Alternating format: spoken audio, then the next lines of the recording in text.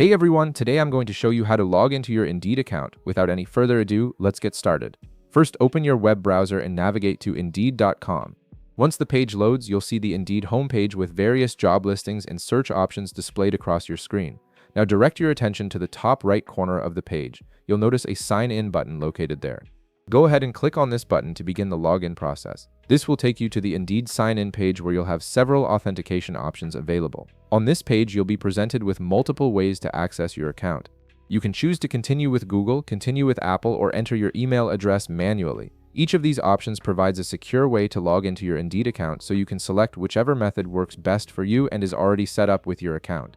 For this example, let's go with the email address option. Click on the email address field and type in the email you used when creating your Indeed account. Make sure to enter it correctly to avoid any login issues. Once you've entered your email, click the Continue button to proceed to the next step. After clicking Continue, Indeed will present you with additional authentication options. You'll see that you can either continue with Google or sign in using a verification code. The Google option allows for quick access if your email is linked to a Google account, while the code option sends a unique verification code to your email for added security. For this tutorial, click on Continue with Google.